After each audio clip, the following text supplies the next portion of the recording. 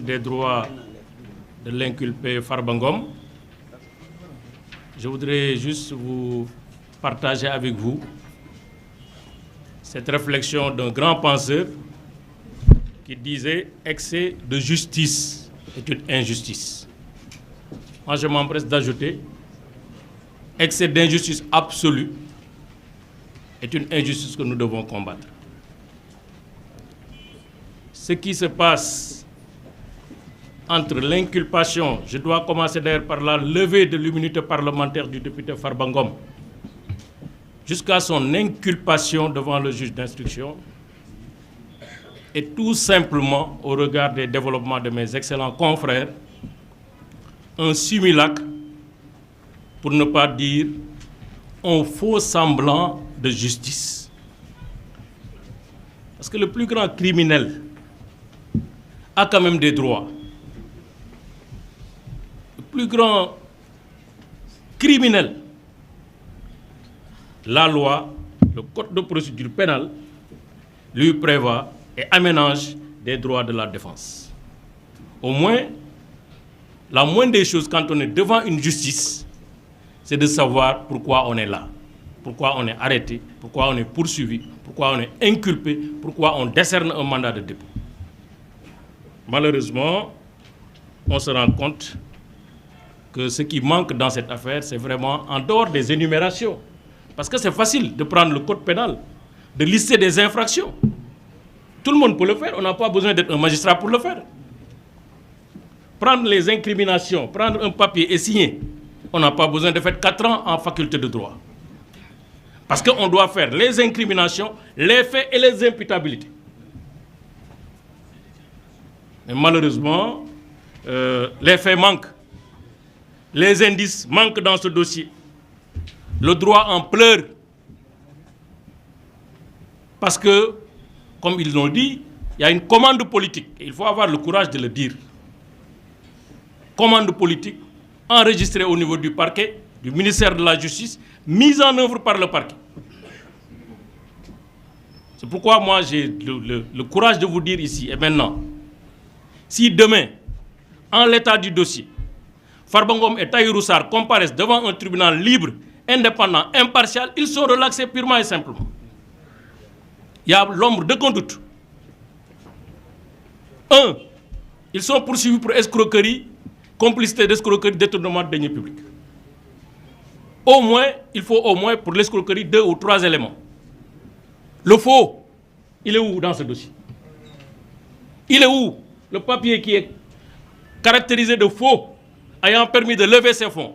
Il est où dans ce dossier? Il n'existe pas dans ce dossier.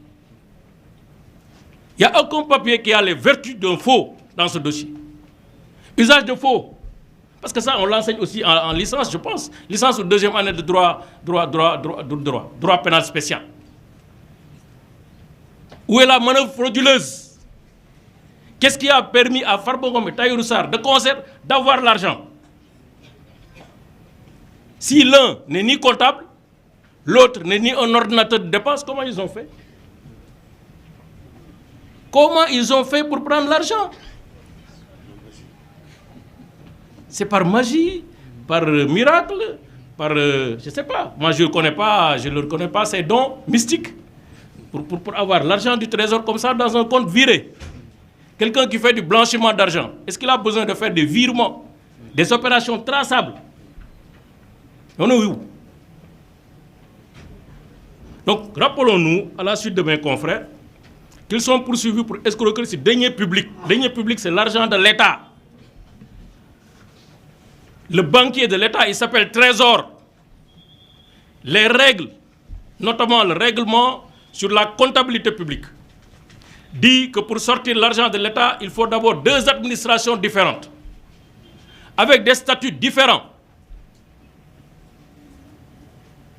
L'une prend en charge la phase administrative, parce qu'il y a 2 phases dans la dépense publique, dans la chaîne de dépenses.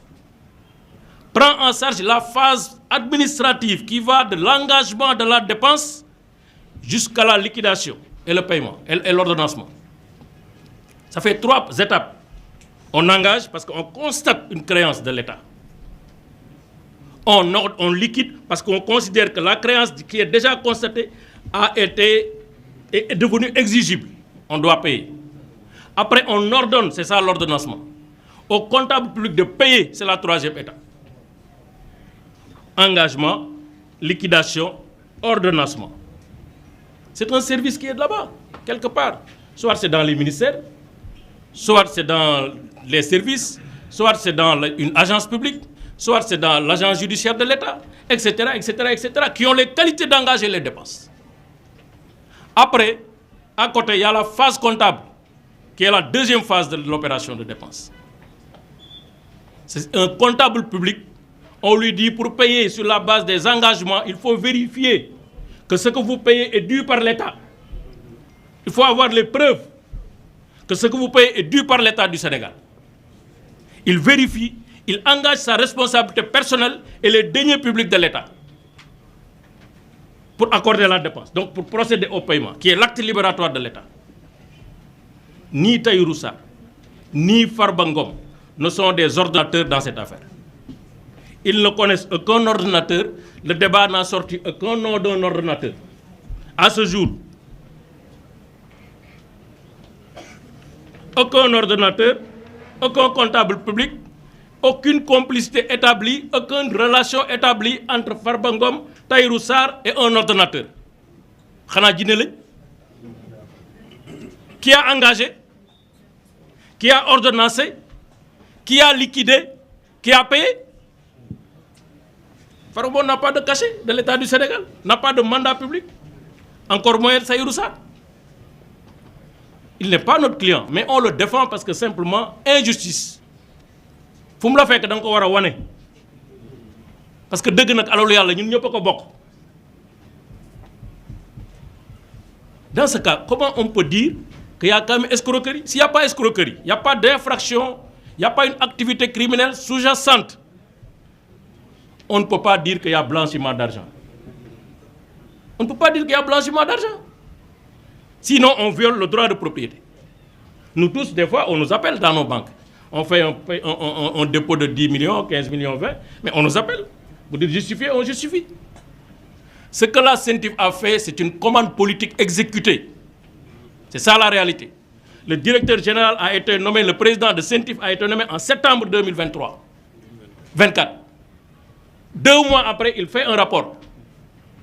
C'est clair, c'est un inspecteur des impôts et domaines. On sait très bien ce qui se passe dans ce pays. Il y a une gouvernance de la fiscalité.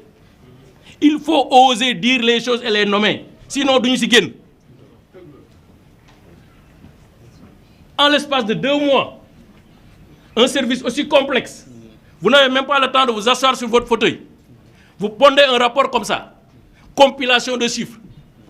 On compile tous les mouvements qui ont été faits dans le dossier, dans le compte de Tahirou Sarr, de 2013, 2014 à 2024. Pour un homme d'affaires, ça va faire 91 milliards. On prend tous les mouvements des comptes de Farba Ngom et de ses sociétés, on fait la compilation depuis 2014 jusqu'en 2024. Ça fait 31 milliards. Mais après, dans notre système juridique, on ne peut pas me dire, oui, je ne suis pas mandataire, je ne bénéficie pas d'un mandat public, je ne suis pas ordonnance. Vous me dites, justifiez votre patrimoine. En réalité, ce qui se passe, c'est une procédure inquisitoire sur les patrimoines des uns et des autres. C'est ça la réalité. L'argent qui sort des comptes de l'État du Sénégal, on n'a pas besoin de le blanchir. Parce qu'il est déjà blanc. C'est une vérité de la police. Ça sort des comptes, du trésor. Où est le blanchiment? Ils sont suffisamment naïfs et cons pour faire de cet argent des virements traçables, des chèques qui sont palpables, qui entrent dans des comptes qui sortent. Je l'assume. Farba Ngom, c'est notre camarade de parti. Je ne le défends pas parce que c'est notre camarade de parti. Il y a 1000 manières de défendre quelqu'un. Yonent bi sallallahu alayhi wa sallam dafa ne bu sa mbokk tooñee da nga koy ñaanal njëkk. Farba bu tooñoon dañuy ñaan njëkk ñun ñaanuñu njëkk. Demande wuñu médiation pénale, demande wuñu dara. Justice et application de texte la ñuy demander. On vous remercie de votre attention. Merci beaucoup.